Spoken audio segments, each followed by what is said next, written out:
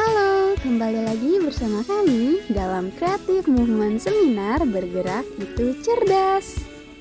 Kenalan dulu yuk dengan narasumber pertama kita yang paling cantik yang bernama Dr. Yuliani Nurani MPD. Beliau merupakan pakar atau peneliti PAUD. Lalu ada narasumber kedua kita yang bernama Bapak Awaludin SPD. Beliau merupakan praktisi jasmani PAUD. Memahami gerak yang benar untuk kompetensi guru PAUD dan orang tua. Yuk, mari kita simak. Check this out.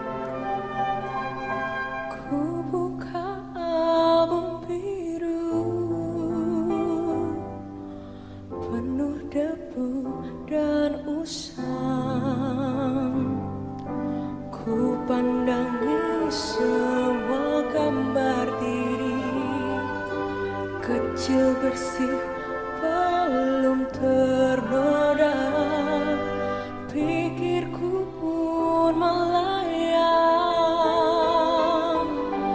Dahulu penuh kasih,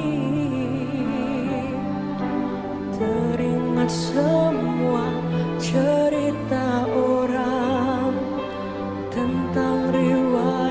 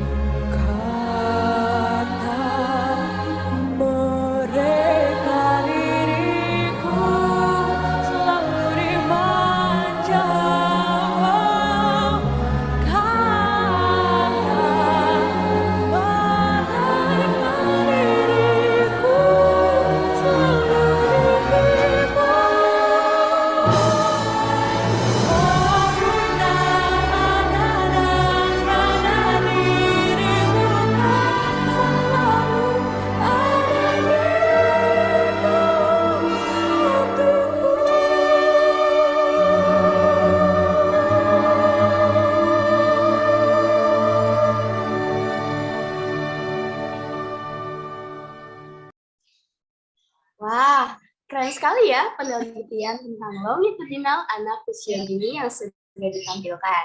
Selanjutnya, mari kita simak yuk pemaparan materi yang kita tunggu-tunggu dari Ibu Dr. Yuliani Nurani, MPD. Waktu dan tempat kami persilakan. Oke, Hani, saya akan mulai. Tadi Hani sudah perkenalkan. Saya akan share screen kan tentang paparan saya hari ini, Ibu dan Bapak, gitu ya. Jadi santai, serius, sukses saja hari ini, gitu ya. Kenapa sih bergerak itu cerdas? Jadi apa, mengapa, dan bagaimana bergerak itu cerdas, gitu ya. Kita akan hubungkan dengan teori pembelajaran otak, dan kemudian nanti tadi seperti saya sampaikan, Pak Awal akan dengan berbagai macam praktek yang sudah dilakukan oleh Pak Awal secara langsung dengan anak-anak usia dini. Baik. Ya. Nah, ini. Jadi, kenapa bergerak itu cerdas? Karena di dalam teori pembelajaran tentang otak, semua aktivitas baik tangan kiri, kaki kiri, belahan kanan, itu dilakukan oleh otak manusia. Dan otak tidak akan bekerja kalau tidak ada gerakan. Itu ya, jadi itu prinsipnya. Jadi pada anak usia dini, kenapa kita harus melakukan aktivitas gerak, aktivasi otak kiri dan otak kanan? Karena kita ingin otak anak-anak itu menjadi rimbun, gitu ya. Menjadi rimbun artinya penuh dengan cabang-cabang karena kita stimulasi. Jadi bergerak ini merupakan potensi dari dalam diri anak-anak, dalam diri manusia, di mana bergerak itu tidak diajarkan, tetapi nanti ada namanya gerak terkoordinasi. Jadi ketika bayi pertama kali dilahirkan, dia melakukan gerakan-gerakan yang sifatnya tidak terkoordinasi, sampai nanti akhirnya ke gerakan yang koordinasi. Gitu ya. Bahkan jauh sebelum itu, nah ada ibu-ibu nih di sini yang mungkin sudah pernah punya anak, mengandung, hamil gitu ya maksudnya ya. Di dalam kandungan, anak-anak selalu bergerak. Bayi-bayi itu, janin yang ada di dalam kandungan itu bergerak. Nah sekarang sebelum kita bicara lebih lanjut tentang bagaimana aktivasi otak kiri dan otak kanan, ayo kita bergerak aktivasi otak kita, kiri dan kanan melalui gerakan kiri dan kanan.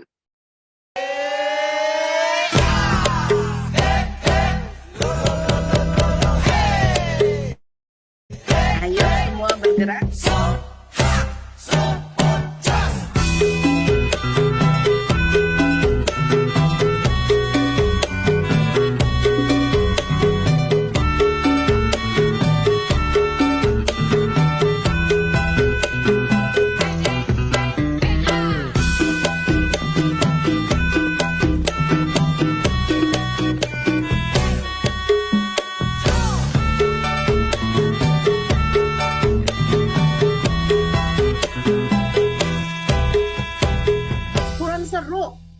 Lebih gerakannya lebih banyak. Yuk kita mulai lagi dengan penuh semangat.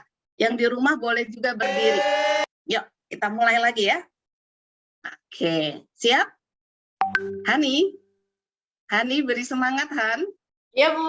Iya. Oke, Coba teman-teman, dicek Han, siapa yang tidak bergerak ya. gitu ya.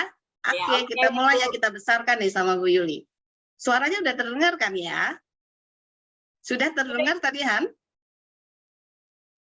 Suaranya ada? Sudah, Ibu, sudah ada. Ya, sudah terdengar Ibu suaranya.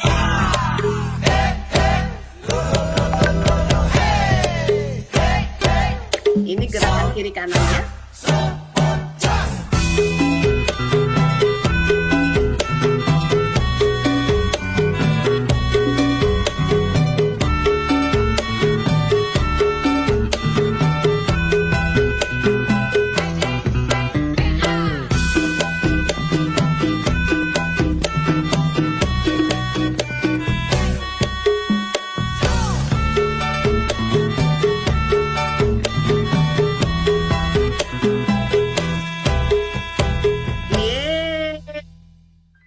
Tepuk tangan buat kita semua, tepuk tangan.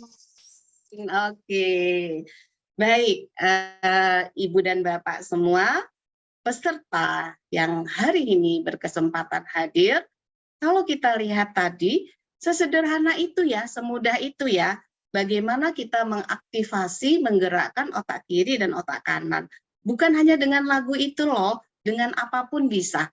Tadi kita sudah energizer dengan Kak Nada dan Kak Fajar gitu kan ya. Nah itu lebih kepada orang dewasa karena peserta semua adalah orang dewasa. Dan sekarang tadi itu kita menyajikan yang untuk anak-anak. Sudah banyak di YouTube gitu ya. Sudah ada banyak di Instagram. Nah, ibu-ibu dan bapak yang berada di rumah sebagai orang tua, boleh loh sesekali mencari video-video yang terkait dengan gerakan otak kiri dan otak kanan. Itu artinya gerakan itu menstimulasi otak kiri dan otak kanan. Nah, lalu kita kembali ke konsep bergerak itu cerdas. Apa sih yang dimaksud dengan bergerak itu cerdas? Bergerak itu cerdas artinya semua gerakan yang dilakukan oleh anak, yang dilakukan oleh orang dewasa, atau dilakukan oleh siapapun, tujuannya untuk optimalisasi potensi. Karena kita bicara tentang anak-anak, maka kita sedang bicara tentang optimalisasi potensi otak anak. Ini ada gambaran sedikit tentang otak manusia. Kita tidak perlu belajar otak ini sama seperti teman-teman di kedokteran gitu ya. Kemudian orang-orang di fisiologi dan sebagainya. Tetapi paling tidak kita tahu bahwa di dalam otak manusia ada bagian-bagian yang bisa disamakan dengan komputer, gitu ya. Yang bisa disamakan dengan handphone, smartphone kita itu kan banyak sekali fungsi-fungsinya. Nah, secara sederhana, otak manusia ini, otak anak ini harus distimulasi. Di sebelah kanan ini, bagaimana neuron-neuron itu bisa tersambung, hanya bisa terjadi kalau ada stimulasi, gitu ya. Misalnya, seorang bayi mulai matanya itu usia 2 bulan kelihatan gitu ya, lirik kiri, lirik kanan, gitu ya. Bukan ngelirik Pak Awal atau ngelirik cowok cakep, enggak gitu ya. Tetapi memang perkembangannya sedang bisa mulai melihat, gitu ya, belajar untuk melihat. Nah, apa yang harus dilakukan oleh orang tua di rumah untuk mencerdaskannya? Ya sudah, kita beri mainan berwarna, kita beri mainan berbunyi untuk telinganya, untuk panca indera pendengarannya, kita beri mainan yang halus, kasar, gitu ya, untuk stimulasi kulitnya, kemudian untuk perasanya, gitu ya, kemudian juga segala sesuatu yang terkait dengan panca indera.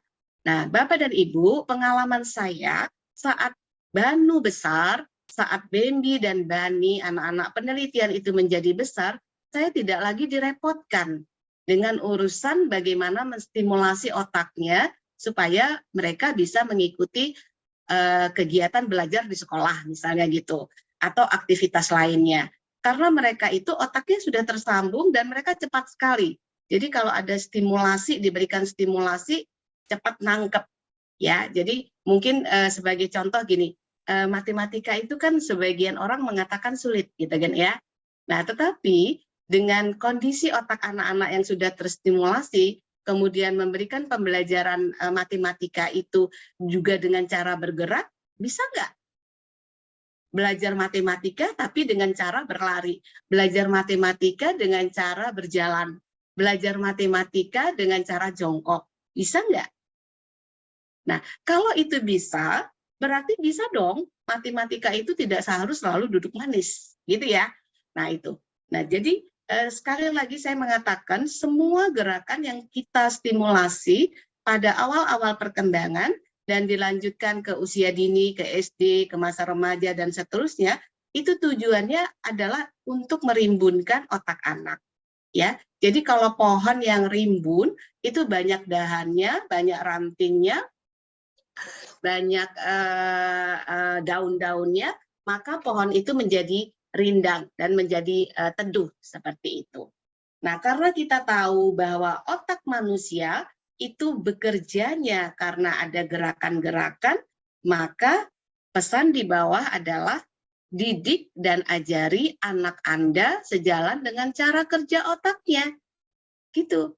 Jadi kalau kita menginginkan anak-anak itu menjadi anak yang kreatif, anak-anak yang imajinatif, anak-anak yang sering berpikirnya out of the box gitu ya, jadi keluar dari kebiasaan-kebiasaannya, maka stimulasi itu adanya di otak kanan. Maka kita harus menggerakkan otak kiri dengan lebih banyak. Gitu ya. Jadi banyak sekali aktivitas. Misalnya saya selalu mencontohkan kalau kita mandi nih, gitu kan ya. Kalau mandi umumnya kan menggunakan gayung atau kalau pakai shower selalu pegangnya tangan kanan. Kalau kita memegangnya dengan tangan kanan, otak kiri kita yang makin lama makin besar. Nah, bagaimana kalau nanti sore sesudah acara seminar ini para peserta semua mencoba untuk memegang shower atau gayung untuk mandi pakai otak kiri. Jadi kalau ditanya kok pakai tangan kiri gitu ya, tangan kiri gitu ya. Iya, karena mau mengaktifasi otak kanan. Jadi seperti itu. Yang paling bagus dua-duanya itu berinteraksi. Jadi ada gerakan kiri, ada gerakan kanan yang terjadi secara bersama-sama. Karena sebetulnya antara otak kiri dan otak kanan itu ada kerjasama yang luar biasa, gitu ya. Jadi otak kiri itu, ini otak kiri lebih banyak hal-hal yang linier gitu ya, yang sistematis gitu ya, yang dilakukan oleh manusia. Ya, jadi sekali lagi pesan moralnya adalah didik dan ajari anak Anda sejalan dengan kerja otaknya. Jawabannya, ya iyalah, masa iya dong, duren saja dibelah, bukan dibedong. Gitu ya. Oke. Nah, sebelum kita berlanjut kepada aktivitas gerak, saya ingin menjelaskan sedikit tentang hukum perkembangan otak. Ya. Jadi ini otak siapa aja, otak anak-anak, otak orang dewasa, otak remaja, yang pasti bukan otak-otak dari Palembang, itu makanan gitu kan ya. Oke, di dalam hukum perkembangan otak itu hanya ada dua, ya. Otak akan berkembang secara optimal bila diberikan rangsangan. Saatnya anak berbicara, lingkungan sekitar tuh harus banyak bicara, cerewet gitu kalau orang Indonesia bilang, gitu ya. Ketika anak-anak itu senang mulai menendang-nendang bola pada usia 1,5 tahun, misalnya gitu, menendang apa saja, ya suruh dia melakukan aktivitas yang terkait dengan ajak dia ke lapangan, ajak dia ke halaman rumah, jadi diberikan fasilitasi untuk melakukan gerakan-gerakan yang memang itu sesuai dengan perkembangannya. Nah, otak manusia yang diberi rangsangan itu akan berkembang secara optimal, para peserta sekalian. Sedangkan kalau anak bayi, anak-anak usia dini, anak SD dan seterusnya menunjukkan, gitu ya, menunjukkan fenomena bahwa dia ini sudah mulai siap untuk belajar menulis, berhitung, membaca, tetapi tidak bisa langsung pakai kertas dan pensil. Jadi harus melakukan gerakan-gerakan pembelajaran yang aman, nyaman, dan menyenangkan. Kalau tanpa rangsangan, maka akan dimusnahkan oleh otak. Jadi neuronnya itu tidak tersambung, tidak ketemu. Ya, jadi di dalam hukum perkembangan otak, use it digunakan, diberikan stimulasi, or atau lucid gitu. Sekarang mau apa? Apakah kita hanya ingin memberikan makanan saja? Makanan dan minuman yang sifatnya untuk fisik, sayang sekali gitu ya, karena otak anak itu terus berkembang, mulai dari dalam kandungan, ada pendidikan anak dalam kandungan, kemudian ketika sudah menjadi usia dini, itu ada tahapan-tahapannya, jadi belajar untuk anak-anak bayi, belajar untuk anak-anak yang usia 1 sampai dengan 3 tahun, 3 sampai 6, semuanya dengan stimulasi. Jadi orang tua di rumah harus banyak memberikan stimulasi-stimulasi yang terkait dengan fisik dan psikis, apalagi guru di sekolah. Ya, oke. Baik, ini berikutnya kita lihat ada satu pendapat yang mengatakan dari Prof. Belen, ya ini ya dari Belen, tulisannya Prof. Belen.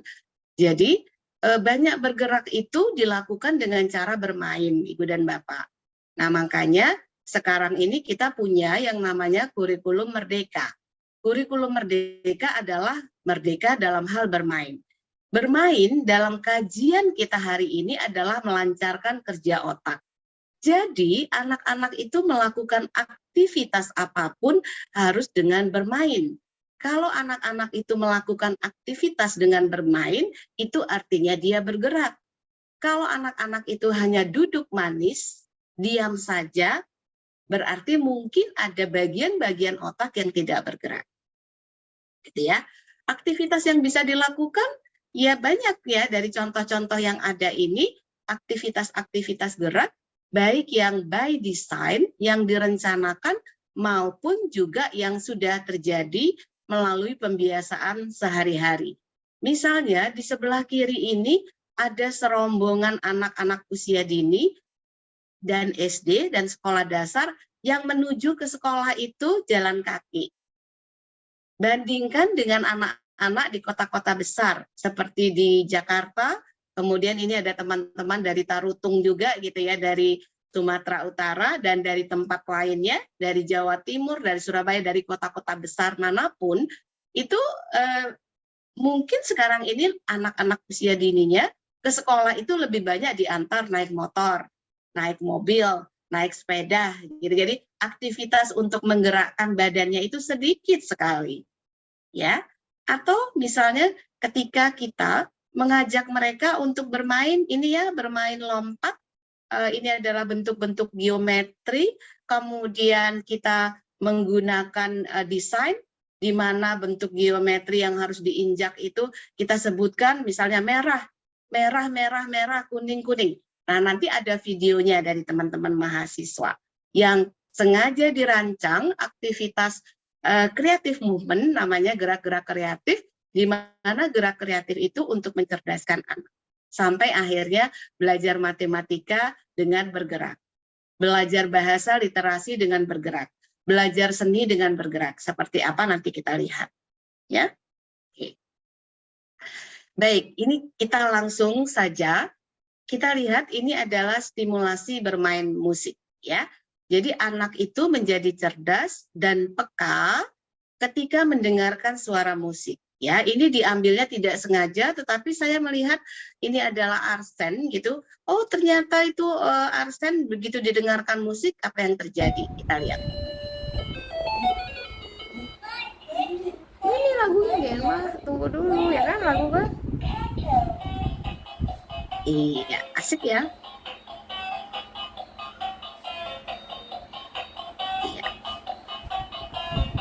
Jadi walaupun geraknya belum sempurna, tapi Arsen terus bergerak.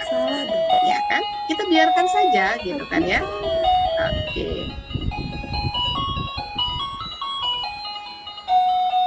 Ya. Baik, berikutnya. Ya. Kita lihat lagi nih. Sekarang stimulasi bermain musik, anak menjadi cerdas dengan meniru layaknya seorang pianis. Ini baru.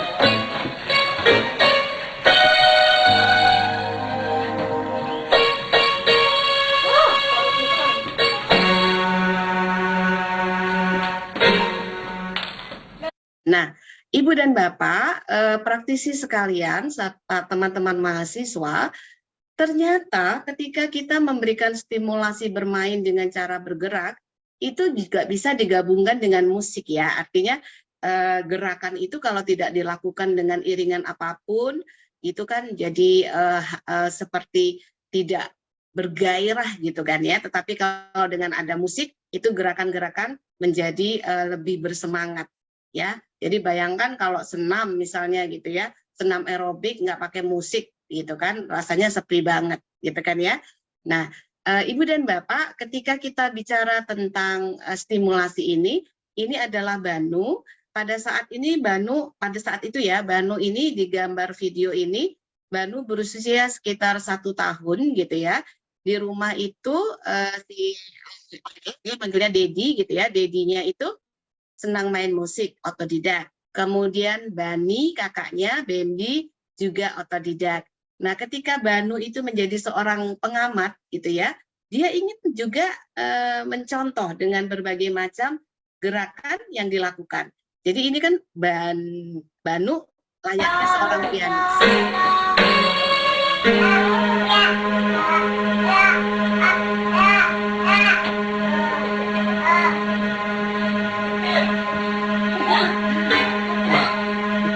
Jadi dia meniru, jadi biarkan saja, yang penting dia melakukan gerakan tangan kiri dan tangan kanan. Kita lihat lagi yang lain ya. Oke, nanti kita lihat lagi yang lain. Kita kembali ke hal-hal yang perlu disampaikan. Oke, jadi ketika kita mau bicara sekarang ini kan trennya lagi tentang neuroscience ya. Jadi bagaimana otak manusia itu berkembang, gitu ya. Bagaimana otak manusia itu bisa distimulasi, ya. Ini kajiannya ada 2, musik dan gerak. Yang gerak saya beri warna kuning karena memang hari ini kita mau bicara tentang movement, gerakan, ya. The gifts of music and movement, a present for your child future.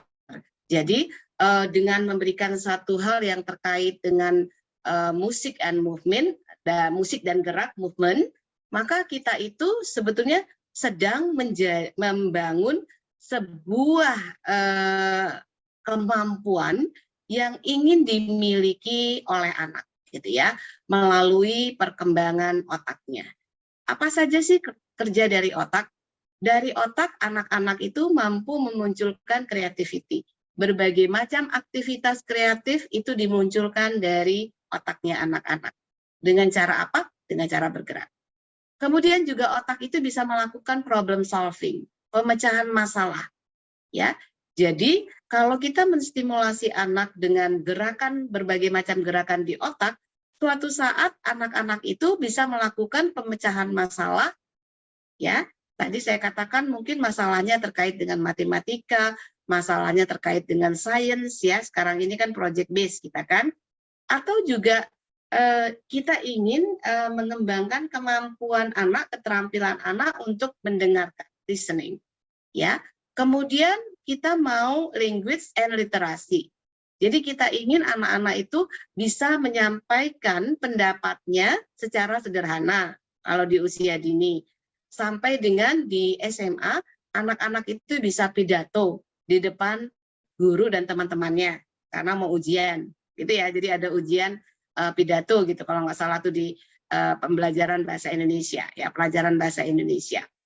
Lalu juga tentang hand dan eye coordination, koordinasi antara mata tangan, gitu ya, supaya ada sinkronisasi. Nanti ada contohnya juga. Lalu juga ada pekerjaan lain dari otak yaitu tentang emotional and social skill, gitu ya. Itu dikerjakan semua oleh otak manusia. Sampai juga dengan self-esteem. Jadi bagaimana anak membangun kepercayaan diri itu melalui berbagai macam gerak, ya. Jadi kalau anak-anak itu misalnya diminta oleh gurunya menari gitu ya di depan kelas atau di panggung, kita bisa lihat ada anak yang nangis, ada anak yang santai dengan gerakannya yang cuek aja gitu kan ya. Dia bisa melakukan aktivitas apapun, ya. Oke. Lalu kalau kita sudah mengetahui bahwa otak manusia itu dikendalikan oleh berbagai macam keterampilan-keterampilan ini, lihat tulisan di bawah, masih banyak alasan. Mengapa tidak sejak hari kelahiran mereka, musik diperdengarkan, gerakan diperdengarkan, dan ini sangat penting untuk pendidikan anak usia dini. Ya, jadi sebetulnya kalau saya lihat ibu-ibu dari daerah Jawa begitu, dia kan punya lagu-lagu nimang anaknya gitu. Jadi kalau bayi-bayi itu mau tidur, kalau nggak salah lagunya, maaf ya kalau salah ya karena bukan orang Jawa gitu kan ya. Oke, misalnya talila seperti itulah gitu ya. Jadi kalau sekarang ini mungkin kalau di rumah itu ada Bambi dengan anaknya gitu ya. Dia dulu Arsen kecil biasanya menyetelkan musik ya. Mungkin karena tahu bahwa musik klasik itu menenangkan bayi gitu ya. juga menstimulasi otaknya, dia pakai musiknya dari Beethoven atau dari Mozart atau dari siapapun.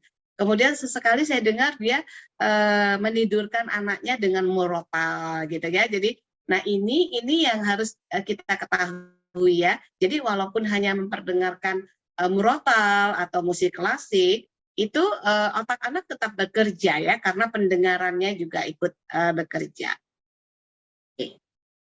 Baik, sekarang kita akan lihat ini adalah stimulasi gerak. Anak itu menjadi cerdas dengan bergerak spontan. Dan ini terjadi di mana saja ya.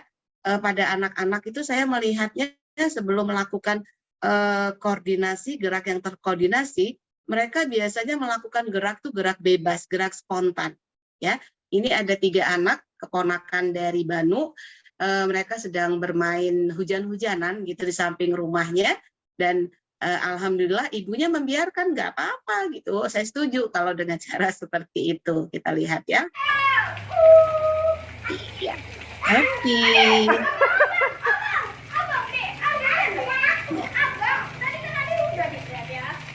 Ya, ini bergerak semua ya. Oke, ya. Adek, sekarang Adek.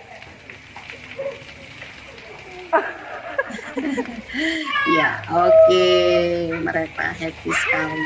Ya, jadi kalau sekarang musim hujan, anak-anak itu mau main hujan-hujanan, kemudian mereka mau bergerak, mau berlari, mau apa, Oke, biarkan Adek, saja. sekarang Adek. Yang penting selalu dengan pendampingan orang tua. Oke. Baik, para peserta semua, kita lihat lagi ya yang lainnya. Kalau ini stimulasi tetap masih gerak gitu ya, anak menjadi cerdas, ini lebih banyak menggunakan koordinasi mata tangan, mata kaki, keseimbangan dan kelincahan ya. Jadi ini adalah Sena. Sena usianya baru 2 tahun 3 bulan gitu ya, tetapi aktivitas geraknya udah luar biasa. Mungkin anak-anak yang tidak terbiasa sampai mereka usia 3-4 tahun, ini otopet yang dia naiki gitu ya, mungkin tidak bisa melakukan. Tetapi karena ada stimulasi sejak Sena lahir gitu ya, jadi dia melakukan berbagai macam aktivitas, kemudian dia juga bisa menjaga keseimbangan dan kelincahan. Mari kita lihat videonya. Wow.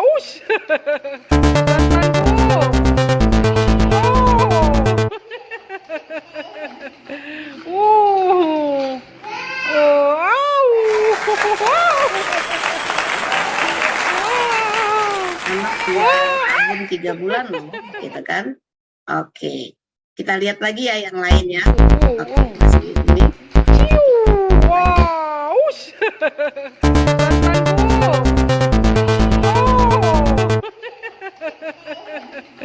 Iya, oke. Kemudian ada lagi yang namanya gerakan yang terjadi secara luas. Ini masih Sena juga gitu ya. Tidak semua anak-anak usia dini melakukan gerakan ini, gitu maksud saya ya. Jadi luas sekali dia menggoyang-goyangkan, walaupun ini masih juga gerakan-gerakan yang bebas, sebetulnya spontan. Dengan lagu apapun nggak masalah ya Bu, mau dangdut, mau apa silakan saja. Karena anak-anak itu bergerak secara luas, itu bisa dengan musik apapun. Nah nanti ketika mereka sudah masuk ke kelompok bermain, taman kanak-kanak, kelompok A, kelompok B, baru guru itu merancang sebuah kegiatan gerak kinestetik supaya anak itu bisa bergerak dengan luas ya. Termasuk juga tari ya. Jadi pendidikan seni tari, pendidikan jasmani itu semuanya terkait dengan gerak.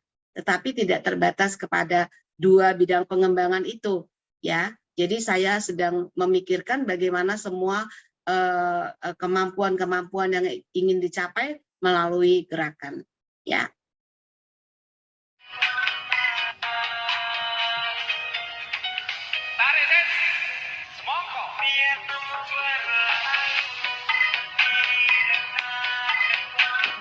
Ya, mungkin saya berimitasi gitu ya, melihat dari gerakan-gerakan yang ada di TV. Kata mamanya ini lagunya semongko. Iya. Oke. Nah, para peserta sekalian, dengan berbagai macam gerakan itu, gitu kan ya, kita kembali kepada sebuah kesimpulan bergerak itu cerdas. Jadi, hanya dengan bermainlah anak-anak menjadi cerdas.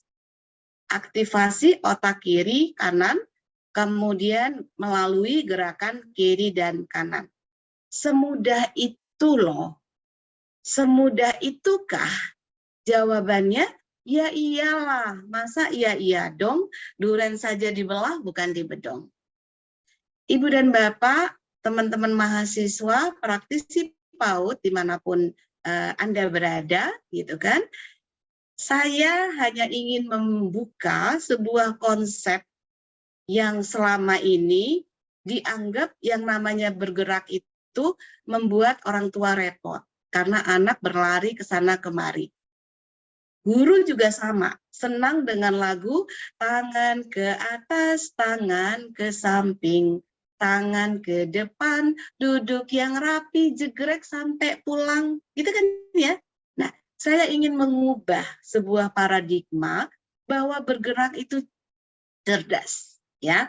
Jadi kita sedang mengembangkan berbagai macam aktivitas gerak yang dihubungkan dengan tadi belajar matematika, belajar sains, belajar bahasa, literasi, semua dengan cara bergerak.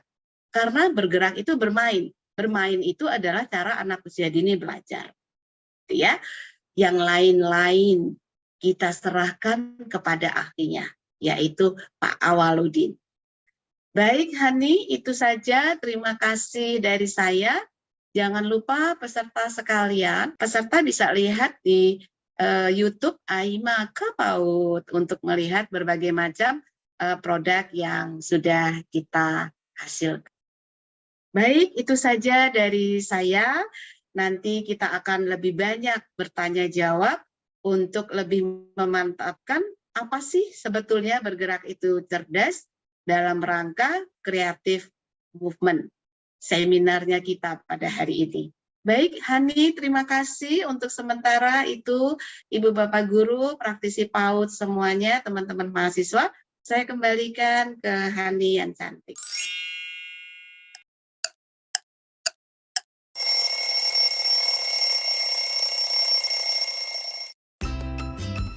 Halo teman-teman, kembali lagi bersama kami. Sebelum mulai, kenalan dulu yuk dengan dosen pembimbing kami yang bernama Dr. Yuliani Nurani, MPD. Kenalan juga yuk dengan Kak Nada, Kak Jessica, Kak Hani, Kak Fajar, dan Kak Nabila. Jangan lupa untuk tekan tombol like, subscribe, dan nyalakan loncengnya ya. Di video kali ini kami akan membahas tentang bergerak itu cerdas atau My Creative Movement. Yang pertama ada permainan lompat geometri. Yuk mari kita simak seperti apa permainannya. Nah, ini dia permainan lompat geometri.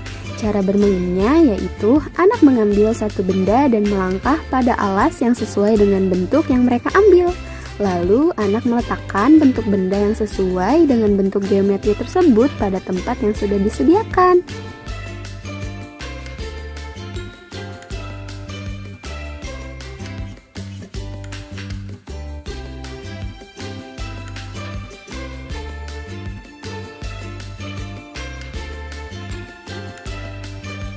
Permainan ini ada tujuannya loh, yaitu anak dapat antri menunggu giliran dan melakukan gerakan membungkuk melalui kegiatan mengambil benda. Anak juga dapat memahami simbol gambar bentuk geometri dari media yang ada di sekitarnya. Selain itu, mereka juga dapat mengenali bentuk geometri melalui kegiatan klasifikasi bentuk dari media yang ada di sekitarnya.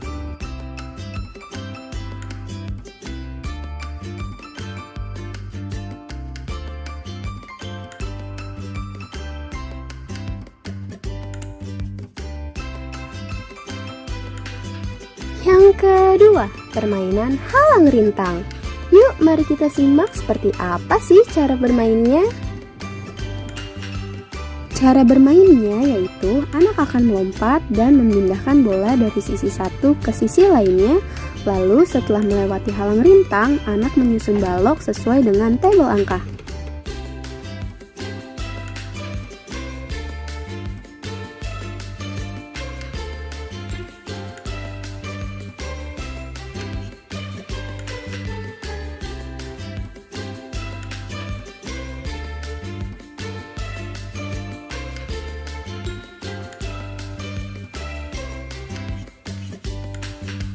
Permainan ini juga ada tujuan kegiatannya loh, diantaranya yaitu anak dapat melakukan gerakan berjalan dan melompat yang otomatis mereka juga akan mengenal keamanan saat melakukan kegiatan gerakan berjalan dan melompat tersebut. Selain itu, dari kegiatan menyusun balok sesuai angka, anak dapat mengenal angka dan berhitung menggunakan media. Anak juga dapat melakukan kegiatan main sesuai prosedur yang telah diinformasikan.